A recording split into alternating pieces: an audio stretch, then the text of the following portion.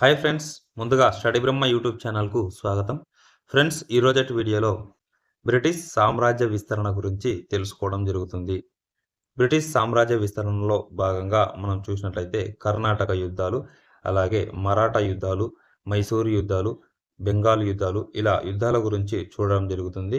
ఈ రోజటి వీడియోలో కర్ణాటక యుద్ధాల గురించి 3 యుద్ధాల గురించి తెలుసుకోవడం జరుగుతుంది. మొదటి కర్ణాటక యుద్ధం మరియు రెండవ కర్ణాటక యుద్ధం, అలాగే మూడవ కర్ణాటక యుద్ధం, ఇలా 3 కర్ణాటక యుద్ధాల గురించి క్లియర్‌గా నేర్చుకోవడం జరుగుతుంది ఫ్రెండ్స్. ఈ 3 కర్ణాటక యుద్ధాలను సింపుల్‌గా మనం ఎలా గుర్తుంచుకోవాలి అనే మెథడ్‌లో ఈ వీడియో రెడీ చేయడం జరిగింది. ఈ వీడియో చూడండి, 3 కర్ణాటక యుద్ధాలపై మనకు అవగాహన రావడం జరుగుతుంది ఫ్రెండ్స్. వీటిపై ప్రతిసారి క్వెషన్స్ వస్తున్నాయి కాబట్టి వీటిని రెడీ చేసి మీకు అందివ్వడం జరుగుతుంది. ఫ్రెండ్స్, ఇన్ఫర్మేషన్ నచ్చినట్టయితే వీడియో చూశాక ఒక లైక్ కొట్టి ఎంకరేజ్ చేసినట్టయితే ఇలాంటి వీడియోస్ మున్ముందు మీ ముందుకు తీసుకురావడం జరుగుతుంది ఫ్రెండ్స్. ఇప్పటివరకు మన స్టడీ బ్రహ్మ యూట్యూబ్ ఛానల్‌ని సబ్స్క్రైబ్ చేసుకోని వారు సబ్స్క్రైబ్ చేసుకొని చూడండి. అలాగే టెలిగ్రామ్ గ్రూప్‌లో కూడా జాయిన్ అయినట్లయితే నేను పెట్టే ఎలాంటి ఇన్ఫర్మేషన్ మిస్ అవ్వకుండా ఉండడానికి అవకాశంగా ఉంటుంది ఫ్రెండ్స్. ఇప్పుడు లేట్ చేయకుండా వీడియోలోకెళ్ళినట్లయితే బ్రిటిష్ సామ్రాజ్య విస్తరణ, దీనికి సంబంధించి భారతదేశంలో కేవలం ఒక వర్తక సంఘంగా ప్రవేశించినటువంటి ఈస్ట్ ఇండియా కంపెనీ వారి అధికారిక వ్యాప్తిని 2 దశలుగా విభజించవచ్చు. ఒకటవ దశ చూసినట్లయితే మొదటి దశ 1600 సంవత్సరం నుంచి 1772 వరకు. ఈ దశలో స్వదేశీ పాలకులతో, ఇతర యూరోపియన్లతో తలపడ్డారు. స్వదేశీ రాజులతో మరియు ఇతర యూరోపియన్లు ఫ్రెంచ్ వారితో, పోర్చుగీస్ వారితో తలపడడం జరిగింది. నెక్స్ట్ రెండవ దశ చూసినట్లయితే 1773 నుంచి 1857 వరకు. ఈ దశలో శాశ్వత శిస్తు నిర్ణయ పద్ధతి ద్వారా గాని, అలాగే సైన్య సహకార విధానం ద్వారా, అలాగే రాజ్య సంక్రమణ సిద్ధాంతం ద్వారా ప్రతిపాదికగా అధికార విస్తరణ జరిగిందని మనం తెలుసుకోవచ్చు. ఈ విధంగా 2 దశల ద్వారా వీరు అధికార విస్తరణ సాగింది అని మనం గుర్తుంచుకోవాలి. నెక్స్ట్ కర్ణాటక యుద్ధాలకు సంబంధించి ఇప్పుడు చూసినట్లయితే కర్ణాటక యుద్ధాలు 3 కర్ణాటక యుద్ధాలు జరిగాయి. వాటి గురించి చూస్తే మొదటి కర్ణాటక యుద్ధం 1746 నుంచి 1748 వరకు జరిగింది. రెండవ కర్ణాటక యుద్ధం 1749 నుంచి 1754 వరకు జరిగింది. మూడవ కర్ణాటక యుద్ధం 1758 నుంచి 1763 వరకు 3 కర్ణాటక యుద్ధాలు జరిగాయని మనం గుర్తుంచుకోవాలి. మొదటిసారిగా జరిగిన యుద్ధాలు 3 కర్ణాటక యుద్ధాలు. ఇందులో భాగంగా మనం మొదటి కర్ణాటక యుద్ధం గురించి క్లియర్‌గా తెలుసుకున్నట్లయితే ఈ యుద్ధానికి ప్రధాన కారణం చూస్తే ఐరోపాలో జరిగినటువంటి ఆస్ట్రియా వారసత్వ యుద్ధం దీని యొక్క ప్రధాన కారణం. ఆస్ట్రియా రాజైనటువంటి 6వ చార్లెస్ అనంతరం సింహాసనం విషయంలో తలెత్తిన వివాదం వల్ల ఈ యుద్ధం జరిగిందని మనం గుర్తుంచుకోవాలి. భారతదేశంలో కర్ణాటకను పాలిస్తున్నటువంటి సాదిత్ ఖాన్ 1707లో ఔరంగజేబ్ మరణించడంతో స్వతంత్రం ప్రకటించుకోవడం జరిగింది. ఎవరు? సాదిత్ ఖాన్. కర్ణాటక నవాబు సాదిత్ ఖాన్. సాదిత్ ఖాన్ తర్వాత రాజ్యానికి వచ్చినటువంటి వ్యక్తి దోస్త్ అలీ. దోస్త్ అలీ మరణించడంతో ఆయన తర్వాత వచ్చినటువంటి పాలకులు అల్లుడైనటువంటి చందా సాహెబ్ మరియు సహచరుడు అన్వరుద్దీన్ మధ్య వారసత్వ పోరు నెలకొలడం జరిగింది. నెక్స్ట్ అన్వరుద్దీన్ నిజాం ఉల్ ముల్క్ యొక్క సహాయంతో కర్ణాటక నవాబు కావడం జరిగింది. ఎవరు? అన్వరుద్దీన్. తర్వాత ఈ వారసత్వ తగాదాలలో ఫ్రెంచ్ వారి మద్దతు చందా సాహెబ్ పొందడం జరిగింది.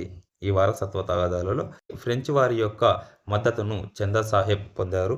అలాగే బ్రిటిష్ వారి యొక్క మద్దతును అన్వరుద్దీన్ పొందడం జరిగింది. ఇది దానికి ముఖ్యమైన కారణం. నెక్స్ట్ ఈ యుద్ధానికి తక్షణ కారణం చూసినట్లయితే భారత్లో బ్రిటిష్ గవర్నర్ జనరల్ అయినటువంటి బార్నెట్ అనే వ్యక్తి ఫ్రెంచి నౌకలపై దాడి చేసి విధ్వంసం చేయడం వల్ల ఈ యుద్ధం చెలరేగిందని మనం చెప్పుకోవచ్చు. ఈ యుద్ధంలో ఫ్రెంచ్ గవర్నర్ జనరల్ అయినటువంటి డూప్లే మారిసన్లోని ఫ్రెంచ్ గవర్నర్గా ఉన్నటువంటి లా బోర్డోనాయిస్ను పిలిపించి వీరిద్దరూ కలిపి ఆంగ్ల వర్తక స్థావరమైనటువంటి మద్రాసును 1746లో ఆక్రమించడం జరిగింది. దీని ద్వారా ఈ యుద్ధం హడయార్ నది ఒడ్డున జరిగినందువలన దీనికి హడయార్ యుద్ధం లేదా షాంతోమ్ యుద్ధం అని పిలవడం జరుగుతుంది. నెక్స్ట్ చూసినట్లయితే లా బోర్డోనాయిస్ అనే వ్యక్తి ఇంగ్లీష్ వారు ఇచ్చే లాభాలకు ఆశపడి మద్రాసును బ్రిటిష్ వారికి అప్పగించాడు. కానీ డూప్లే తన శక్తి సామర్థ్యాలతో మద్రాసును తిరిగి ఫ్రెంచ్ వారి వశం చేసుకున్నాడని మనం గుర్తుంచుకోవాలి. నెక్స్ట్ 1748లో జరిగిన హడయార్ యుద్ధంలో అన్వరుద్దీన్ ఓడింపబడి మద్రాస్ ఫ్రెంచ్ వారి ఆధీనంలోకి వెళ్ళింది అని మనం గుర్తుంచుకోవాలి. 1748లో ఐరోపా ఆసియా వారసత్వ యుద్ధం ముగించడంతో ఎక్సెలా చాపెల్ సంధితో ముగిసింది. ఫలితంగా బ్రిటిష్ వారికి మద్రాస్ తిరిగి ఇచ్చివేయబడింది. బదులుగా ఫ్రెంచ్ వారికి ఉత్తర అమెరికాలో కొన్ని భూభాగాలను తిరిగి పొందడం జరిగింది. నెక్స్ట్ రెండవ కర్ణాటక యుద్ధం ఇది 1749 నుంచి 1754 వరకు జరిగింది. ఈ యుద్ధానికి ప్రధాన కారణం చూస్తే హైదరాబాద్ కర్ణాటక సింహాసనం కోసం జరిగినటువంటి వారసత్వ పోరు మరియు ఫ్రెంచి ఆంగ్లేయుల అధికారుల మధ్య జరిగినటువంటి శత్రుత్వం వల్ల రెండవ కర్ణాటక యుద్ధం జరిగిందని మనం గుర్తుంచుకోవాలి. నెక్స్ట్ 1748లో హైదరాబాద్ నవాబుగా ఉన్నటువంటి నిజాం ఉల్ ముల్క్ మరణించడంతో హైదరాబాద్ సింహాసనం కోసం నిజాం కుమారుడైనటువంటి నాసిర్ జంగ్ మరియు మనవడైనటువంటి ముజఫర్ జంగ్ పోటీ పడ్డారు. ఇదే సమయంలో కర్ణాటక ప్రాంతంలో అన్వరుద్దీన్కు మరియు చంద సాహెబ్కు పోరు ప్రారంభం అవుతుంది. వీరి గురించి ఇప్పుడు చూసినట్లయితే హైదరాబాద్ నిజాం ఉల్ ముల్క్ మరణించడంతో కుమారుడైనటువంటి నాసిర్ జంగ్ మరియు మనవడైనటువంటి ముజఫర్ జంగ్ మధ్య వారసత్వ పోరు చెలరేగిందని మనం చెప్పుకోవచ్చు. అలాగే కర్ణాటక ప్రాంతంలో దోస్త్ అలీ మరణించడంతో అల్లుడైనటువంటి చంద్ సాహెబ్కు మరియు సహచరుడైనటువంటి అన్వరుద్దీన్కి మధ్య పోరు సాగిందని మనం గుర్తుంచుకోవాలి. ఈ రెండు రాజ్యాల రాజులు మరియు బ్రిటిష్ ఫ్రెంచ్ వారు మధ్య కలిపి రెండు కూటమిలుగా ఏర్పడడం జరిగింది.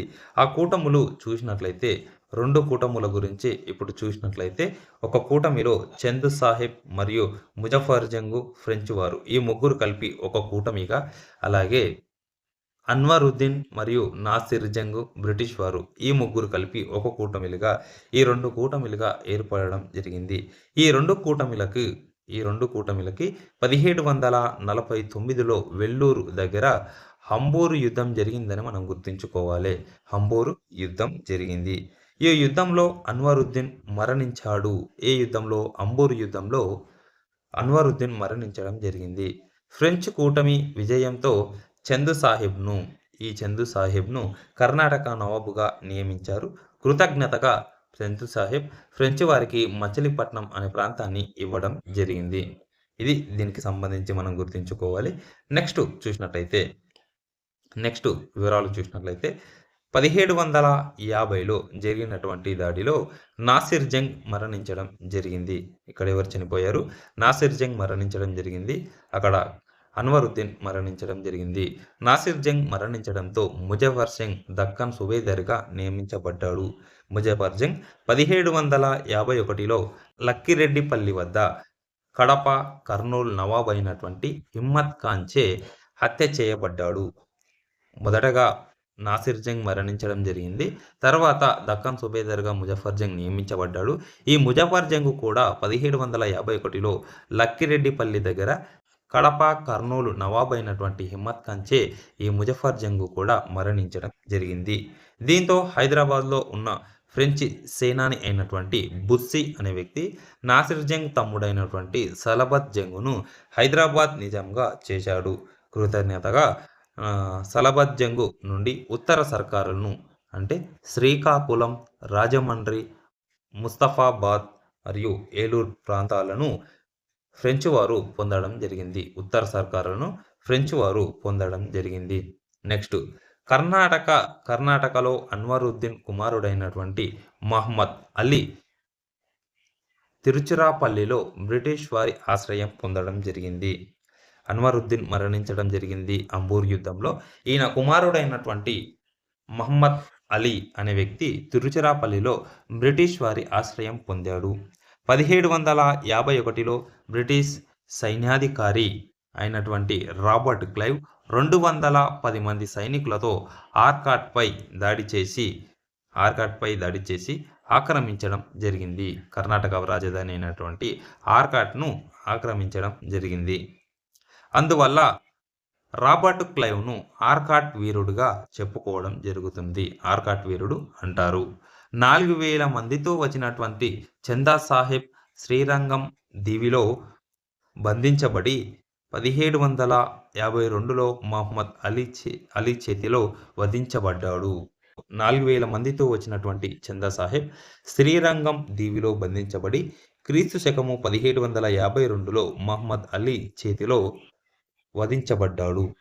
తిరుచిరాపల్లిలో ఫ్రెంచి సేనలు ఆంగ్లేయుల చేతిలో ఓడింపబడ్డాయి అని మనం గుర్తుంచుకోవాలి. తిరుచిరాపల్లిలో ఫ్రెంచి సేనలు ఆంగ్లేయుల చేతిలో ఓడింపబడ్డాయి. తర్వాత రాబర్ట్ క్లైవ్ సహాయంతో మహమ్మద్ అలీ కర్ణాటక నవాబు అవ్వడం జరిగింది. ఇక్కడ మనం గుర్తుంచుకోవాలి, ఈ యుద్ధాల కారణంగా హైదరాబాద్ నవాబుగా సలాబత్ జంగ్ నియమించబడ్డాడు. తర్వాత కర్ణాటక నవాబుగా మహమ్మద్ అలీ నియమించబడడం జరిగింది. ముందున్నవారు మరణించడం జరిగింది. చందు సాహిబ్ మరణించడం జరిగింది. అలాగే అన్వరుద్దీన్ మరణించాడు. ఇక్కడ హైదరాబాద్లో చూస్తే ముజఫర్ జంగ్ మరణించాడు. నాసిర్ జంగ్ కూడా మరణించి సలాబత్ జంగ్కు అధికారం రావడం జరిగింది. నెక్స్ట్, ఫ్రెంచ్ వారి పరాజయాలను తెలుసుకున్నటువంటి ఫ్రెంచ్ ప్రభుత్వం డూప్లేను వెనుకకు పిలిపించి అతని స్థానంలో చార్లెస్ గోడ్యోహు గవర్నర్గా నియమించింది. ఈయన 1754లో ఫ్రెంచ్ గవర్నర్ గోడ్యోహు బ్రిటిష్ వారితో పాండిచ్చేరి ఒప్పందం చేసుకొని రెండవ కర్ణాటక యుద్ధమునకు అంతం పలికాడు. పాండిచ్చేరి సంధితో ఈ రెండవ కర్ణాటక యుద్ధం ముగిసిపోయిందని గుర్తుంచుకోవాలి. మొదటి కర్ణాటక యుద్ధం ఎక్సల చాపెల్ సంధి, అలాగే రెండవ కర్ణాటక యుద్ధం పాండిచ్చేరి సంధితో ముగిసిందని మనం గుర్తుంచుకోవాలి. ఈ సందులు కూడా ఎక్కువగా గుర్తుంచుకోవాలి ఫ్రెండ్స్, వీటిపై ప్రతిసారి క్వశ్చన్స్ రావడం జరుగుతుంది. నెక్స్ట్, మూడవ కర్ణాటక యుద్ధం 1758 నుంచి 1763 వరకు జరిగింది. అమెరికాపై ఆధిపత్యం కోసం యూరప్లో ఇంగ్లాండ్ మరియు ఫ్రాన్స్ల మధ్య 1756లో ప్రారంభమైన సప్తవర్ష యుద్ధాల కారణంగా భారతదేశంలో 1758లో మూడవ కర్ణాటక యుద్ధం ప్రారంభమైందని మనం ఇందులో భాగంగా గుర్తుంచుకోవాలి. ఈ యుద్ధం అమెరికాలో జరిగినటువంటి సప్తవర్ష యుద్ధాల ద్వారా ఈ మూడవ కర్ణాటక యుద్ధం ప్రారంభమైందని మనం గుర్తుంచుకోవాలి. భారతదేశంలో బ్రిటిష్ వారి ఆధిపత్యాన్ని తుదముట్టించాలనే దృఢ నిశ్చయంతో ఫ్రెంచ్ ప్రభుత్వం 1757లో కౌంట్ డి లాలీ, ఈయనను గుర్తుంచుకోవాలి ఫ్రెండ్స్, కౌంట్ డి లాలీ అనే నాయకత్వంలో ఫ్రెంచి నౌకాదళాన్ని పంపించింది ఫ్రెంచ్ ప్రభుత్వం. నెక్స్ట్, భారతదేశంలో ఉన్నటువంటి బ్రిటిష్ వారిని ప్రభుత్వాన్ని మొత్తాన్ని తుదముట్టించాలని ఫ్రెంచి ప్రభుత్వం కౌంట్ డి లాలీ నాయకత్వంలో ఫ్రెంచి నౌకలను పంపించడం జరిగింది. ఈ 1758లో కౌంట్ డి లాలీ ఆంగ్లేయుల వర్తక స్థావరం అయినటువంటి కడలూరును ముట్టడించి సెయింట్ డేవిడ్ కోటను, విజయనగరం కోటలను ఆక్రమించడం జరిగింది. ఎవరు? కౌంట్ డి లాలీ బ్రిటిష్ వారి స్థావరాలైనటువంటి కడలూరును మరియు సెయింట్ డేవిడ్ కోట, విజయనగరం కోటలను ఆక్రమించాడు. కౌంట్ డి లాలీ మద్రాసును ఆక్రమించడంలో భాగంగా హైదరాబాద్లో ఉన్నటువంటి బుస్సీ అనే గవర్నర్ని రమ్మని ఆదేశించాడు.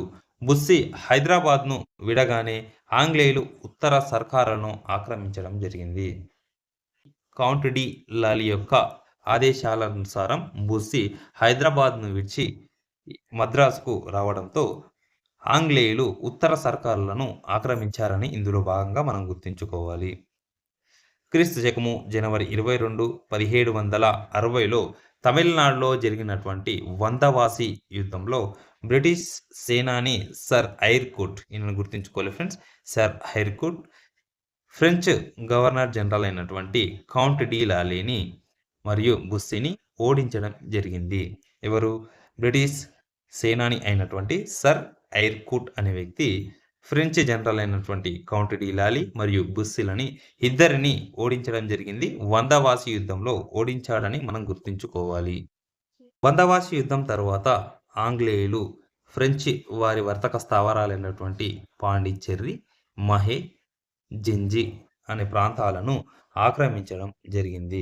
ఈ వందవాసి యుద్ధంలో ఫ్రెంచ్ వారు ఓడిపోయారని ఇందులో భాగంగా మనం గుర్తుంచుకోవాలి. నెక్స్ట్ చూసినట్లయితే కౌంట్ డి లాలీ.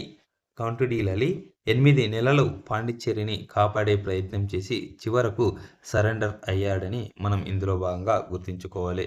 కౌంట్ డి లాలీ వల్ల కాలేని కారణంగా ఆయన సరెండర్ కావడం జరిగింది. ఇతనిని లండన్కు ఖైదీగా తీసుకొని పోయి 1766లో ఉరితీయబడ్డాడని మనం గుర్తుంచుకోవాలి. నెక్స్ట్ వందవాసి యుద్ధం వల్ల ఫ్రెంచ్ వారి ప్రాబల్యం తగ్గిపోయిందని మనం ఇందులో భాగంగా గుర్తుంచుకోవాలి. ఐరోపా సప్తవర్ష సంగ్రామం 1763లో జరిగిన ప్యారిస్ సంధితో ముగిసిందని ఇందులో భాగంగా గుర్తుంచుకోవాలి. దీంతో మూడవ కర్ణాటక యుద్ధం అంతమైపోయిందని తెలుసుకోవచ్చు. ఈ యుద్ధంలో ఇండియాలో బ్రిటిష్ వారికి యూరోపియన్ ప్రత్యర్థులు లేకుండా పోయారని గుర్తుంచుకోవాలి. ఈ యుద్ధంలో బ్రిటిష్ వారికి ప్రత్యర్థులైనటువంటి యూరోపియన్లు లేకుండా పోయారని గుర్తుంచుకోవాలి. నెక్స్ట్ ఇది దీనికి సంబంధించి ఈ 3 యుద్ధాల గురించి ఇటువైపు చూసినట్లయితే ఈ కర్ణాటక యుద్ధాలు, దానికి గల కారణాలు మరియు గవర్నర్లు లేదా ఇన్ఛార్జీలు, నెక్స్ట్ ఇక్కడ జరిగినటువంటి యుద్ధం ముగింపు చూస్తే అది ఒకటవ కర్ణాటక యుద్ధం 1746 నుంచి 48 వరకు జరిగింది. ఇది ఆస్ట్రియా వారసత్వ పోరు వల్ల ప్రారంభమైంది ఈ యుద్ధం అని మనం గుర్తుంచుకోవాలి. ఇక్కడ చూస్తే బ్రిటిష్ గవర్నర్ బార్నెట్ ఉన్నాడు, ఫ్రెంచ్ గవర్నర్ డూప్లే ఉండడం జరిగింది. ఇది హడయార్ లేదా శాంతోమ్ యుద్ధంగా చెప్పుకోవడం జరుగుతుంది.